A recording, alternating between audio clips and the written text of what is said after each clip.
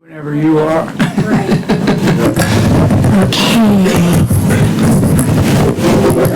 Hi, my name is Sarah Stern, and I'm the founder and president of the Endowment for Middle East Truth, and it is my pleasure to welcome you brave and intrepid people who bore the cold and the traffic to come here today. This is a very, very difficult time right now in the Middle East, and I know that all the straight lines that Sykes and Picot had drawn on maps right after World War I are beginning to implode, and things are becoming much more volatile and much more dangerous.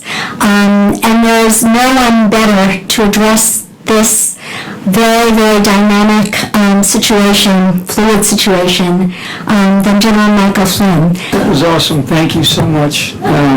Yeah, I mean, it's, it's like, in my time as a young child and in my time in the military, I always used to help out with, the churches I was a part of, and certainly the various priests and ministers in the churches I worked in various military bases, and there was a reason why in all the places, all those churches essentially, we used to put ropes in the back to keep all the people that wanted to come in late from having to sit in the back. We would force them to come up to the front.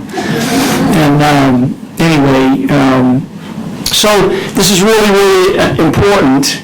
This is an important time, Sarah, and thank you so much for the honor to, spend a little bit of time with some folks here today.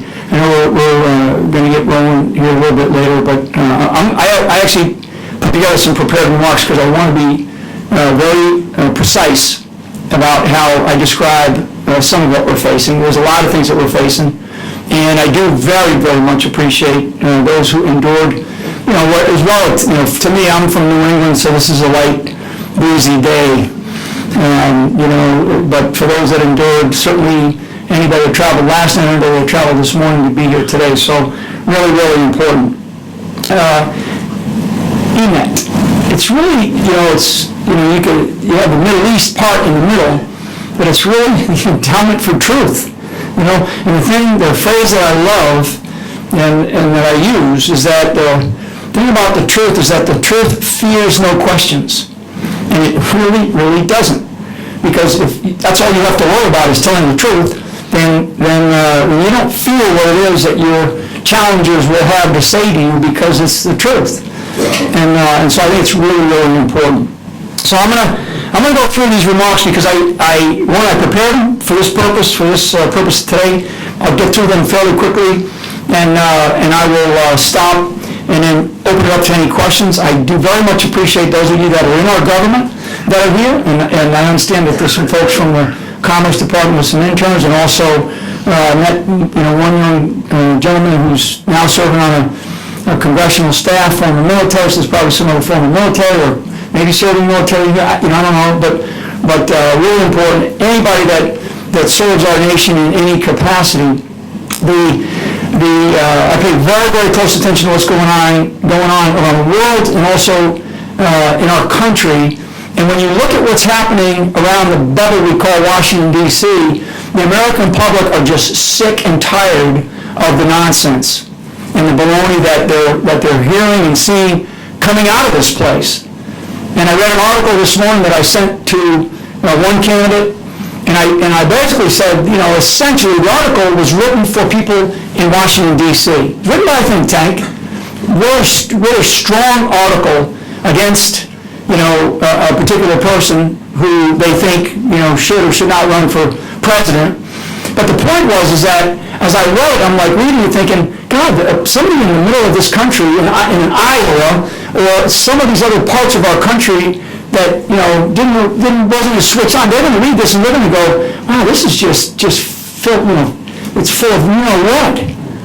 And so I think that for all of us that are here and all of us that have extended networks around the country and certainly around the world, we really have to pay attention because the next election is going to send this country in one direction or another. So, okay. So I'm going to read a statement here that I pulled this morning and I thought was really something, and most of you don't even know about this thing, but so I quote, As the American-led Crusaders continue waging war against the Caliphate, more and more Muslims continue demonstrating their willingness to sacrifice everything precious to them for the sake of fulfilling their duty to Allah. While many continue to do so by undertaking hijrah to the Islamic State, others do so by defiantly terrorizing the Crusaders in their very strongholds. Such was the case on the 20th of Safar, when Syed Rizwan Farouk and his wife Tashfeen Malik carried out an attack on the Kufa in San Bernardino, California, and succeeded in killing 14 of them and wounding 22 more. As the operation took place, Tashfeen Malik made a post online reaffirming their bay'ah to Al-Mu'mineen Sheikh Abu Bakr al-Baghdadi. She and her husband then engaged in a shootout with security forces and were killed, thereby attaining shahada in the path of Allah. We consider them so, and Allah is their judge. Thus, the Calipha's call for the Muslims to strike the Crusaders in their own lands was answered once more. But on this particular occasion, the attack was unique. The Mujahideen involved, that is Farouk, the Mujahideen involved did not suffice with embarking upon the noble path of jihad alone. Rather, he conducted the operation together with his wife, with the two thereby aiding one another in righteous and taqwa. So that comes from the opening 3 paragraphs of the 13th edition of Dabiq, the Islamic State, formerly Al-Qaeda's magazine. You know, if you watched a little bit of the news last night, there was a couple of them that showed, and there was a couple of commentators that talk about it. I've been getting these editions, these issues, since they first came out. They are better magazines than you're going to find in any of these, kiosks that we have, selling Newsweek or whatever. I mean, they are filled with hatred, absolute hatred, and they're filled with enormous amount of information to influence. They are what a information operations, warfare specialist would love to be able to create in our own country, but we are not able to do that because we are held back from being able to counter this message. Trust me. So one of the things I will selfishly take a little bit of time to just talk about is a book that I'm writing.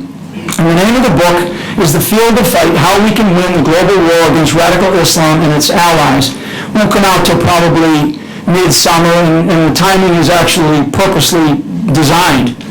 What I talk about is 10 years ago we found evidence that Al-Qaeda was far more organized and adept than we had previously given them credit for. It took us nearly that long to locate and execute their leader, Osama bin Laden. And personally, I wish we had not executed him, but we had captured him. I think we would have gained a lot more out of it. And we are far from finished because Al-Qaeda has morphed into a much more dangerous, menacing threat we now refer to as ISIL, the Islamic State. 10 years ago, over 10 years ago, in 2004, the United States State Department, which designates terrorist groups, formally designate terrorist groups. In 2004, they formally designated a number of terrorist groups, and they designate them as foreign Islamic terrorist groups. The United States State Department does that. 2004, there were 21 that were formally designated. In 2014, there were 41 that our U.S. State Department designates. So when you hear somebody say that, that we're winning, that's not the case. It's not the case. Basically a war is being waged against us by radical Islamists, and as current events demonstrate, as we've seen, and again, I pay very, very close attention, there have been, in the last 30 days alone, there have been over a half a dozen attacks that have killed upwards of 250 people and then wounded 3 or 4 times. Just in the last 30 days, you can go from Jakarta to a military base in India, to the recent attack in the university, to the attack that just happened in Pakistan, the attack just happened in Kabul, Paris, San Bernardino, etc. So this enemy's getting stronger, actually. My book aims to inform the American people of the grave danger that we face and will continue to face until our government takes decisive action against the terrorists that want nothing more to do than to destroy us and destroy our way of life. I spent, as was highlighted, I spent more than 33 years in really Army intelligence and joint assignments, multinational assignments.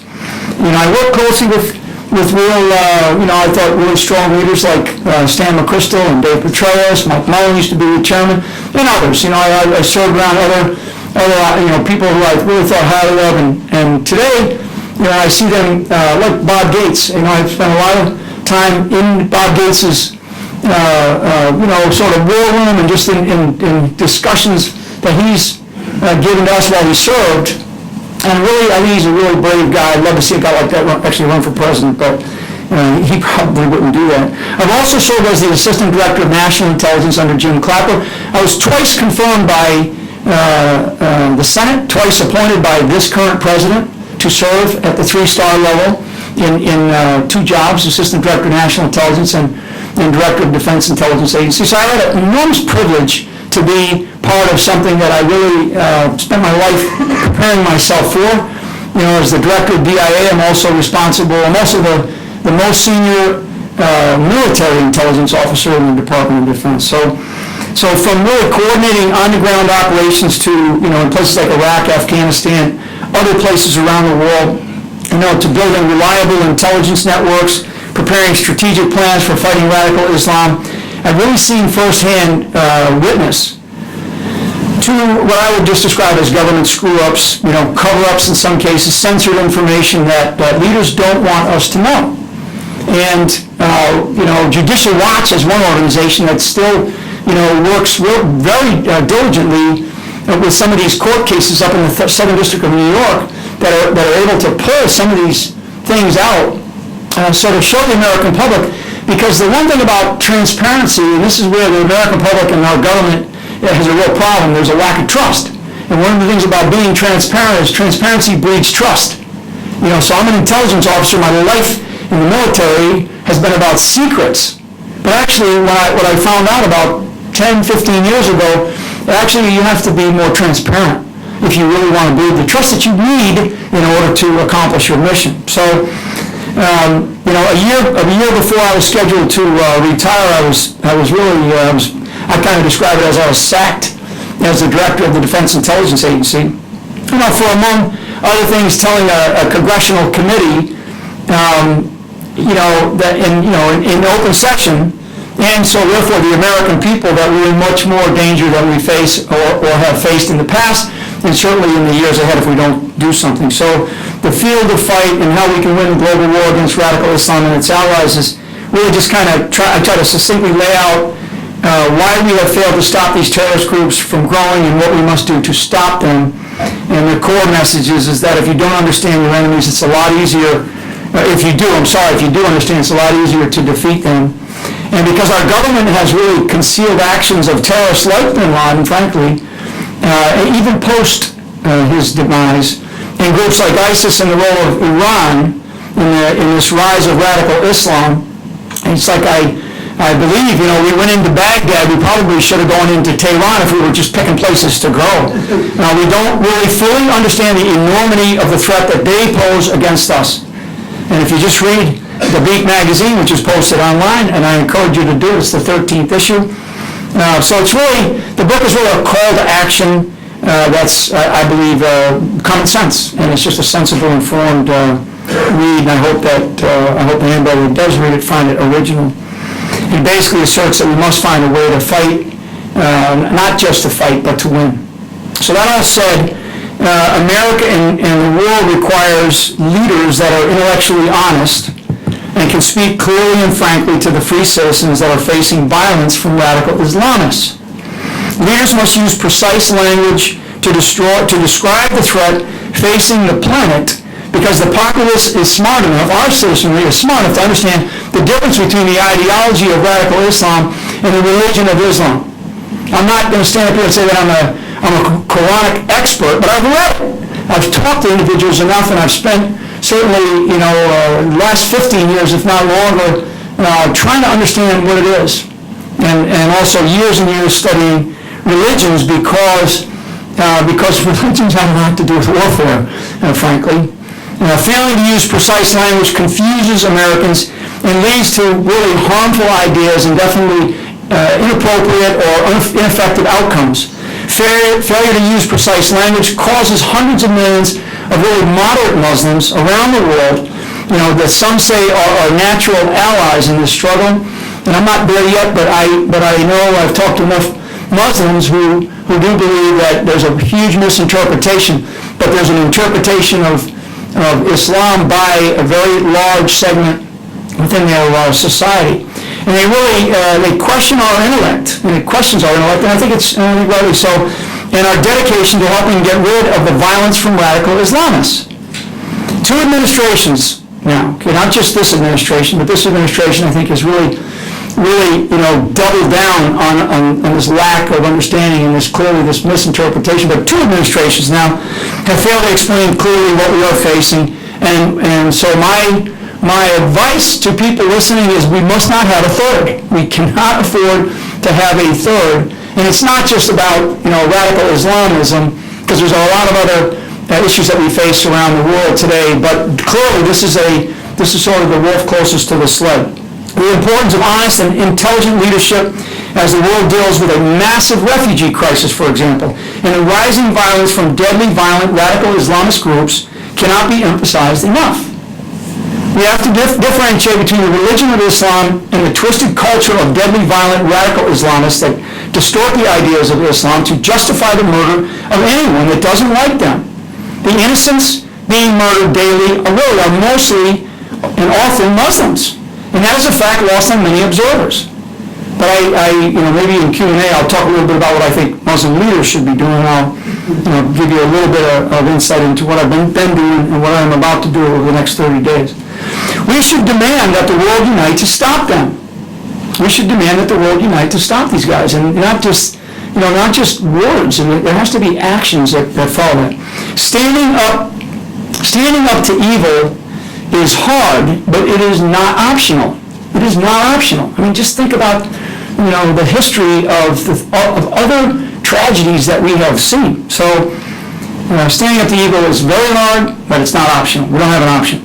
We need leaders on both sides of this political divide that we have, to find common ground that best protects Americans and extends the hand of humanity to this massive refugee migration. And the hyperbole about Muslims and understating the magnitude of the radical Islamism issue are both unhelpful to finding any solutions that we have. And this is a really unbelievable, again, I pay very close attention. I have a lot of friends in Europe, and there's enormous pressure to be politically correct on one hand, and on the other hand, some of these countries are facing some really, really serious problems, and all you have to do is just, pick up some of the various news and media and outlets in Europe to gain some understanding.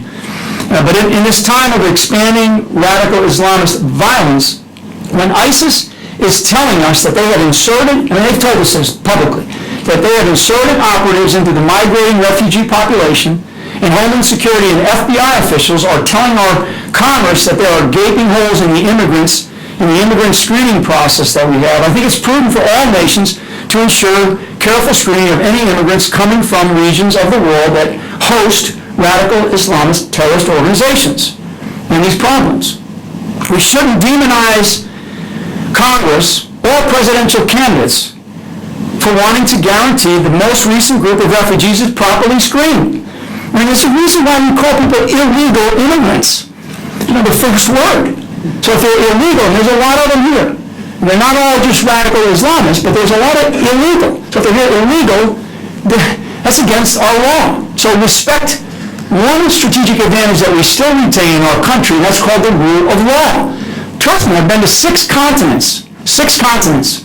And I've been to some of the worst places in the world, and if they had an inkling of any semblance of rule of law, the world would be far better off. So we have to respect what we have, and that's called the rule of law, and we have to impose the rule of law the way we've always done. A very protective way, a very smart way. So if a simple guarantee from the executive branch makes Americans more comfortable with the process, frankly, then a law, then let's do it. Let's say that. And this is a no-brainer. I mean, instead of this argument, this bitterness between candidates, Congress, the executive branch, about how people are perceiving immigrants coming in. Our nation's built on immigrants. So, I mean, let's put some confidence back into the American public about we're actually going to do things sort of by the book. We're going to do them by the book, by what's called our rule of law. And don't stretch the rule of law in other ways. And just tell the American public in a very confident way that's what you're going to do. The citizens of our country, the citizens, frankly, of other Western nations are asking for some clarity and logic, more importantly, the logic of our government, and our government should provide it. With the executive branch, dropping off refugees, with sort of third-party agencies around our country and in various states, and not informing the governors of those locations or the numbers of refugees that they're dropping off. I mean, you can see why governors are upset to suddenly wake up and, they found out about it through Congress griping about it, and they started looking and say, oh yeah, we've accepted, our state accepted, 4,000, 3,000, 1,200, 5,000. I mean, geez, they didn't even know about it. They didn't even know about it. If we really want to ensure our citizens are integrated into our society, and the key word is integrated, then our state governments must be part of the process of welcoming them. That's why we have states. That's why we have states' rights. And that's why, if you understand the constitutionality of our country, and you go back to the early days of what they were doing, they weren't perfect. They recognized that they weren't perfect people, and that this was an experiment, and that things would change over time. But my God, the Bill of Rights that we have is a pretty extraordinary document. It's a pretty extraordinary document, and the vision that our early founders had were extraordinary people to think about the problems that might occur. And again, they recognize we're not perfect, this is not perfect, but the biggest thing that they used was common sense. Common sense. And in some cases it took a long time to achieve that, because as we grew as a nation, you find less and less people, particularly in our government, and our government lacks that today. It's pretty clear that they lack it, and I think that's why the American public are so upset. So as we have seen in Europe, really a failure to assimilate large populations of new immigrants is creating major security risks and criminal problems. And the stuff in Cologne recently, really tragic. I mean, just unbelievable. I read a friend of mine in Germany sent me an article about Sweden the last 24 hours. Unbelievable, the assaults on women in Sweden. Don't hear about it, but large numbers. So if our federal government, assures us of anything, they assure us that the newest immigrants that come to our shores are here to seek a new life. So our government has to assure us that they're here to seek a new life and avoid persecution at home. That's why our founding fathers came over here, to avoid persecution, to seek religious freedom. America, and it has to be done so legally. So America has always provided a safe haven for refugees willing to assimilate and to work hard. It's an American way of, sort of how we do things. Muslim immigrants, like many others, are capable of both of those tasks, assimilating and working hard. But we must work even harder to ensure that no group feels isolated or threatened. Likewise, all new immigrants, just like immigrant groups of the past, must respect our separation of religion from the government in America. So I'm going to talk a little bit about Catholics for a second. So I'm a Catholic. And I went through this with friends, when they found out about all these priests who were pedophiles. It's really sickening behavior, taking advantage of primarily young boys. And so the Catholic religion initially, and when you study the courts and how they were trying to legally fight this thing up in Boston, they were trying to use canon law. They were trying to use canon law instead of U.S. law.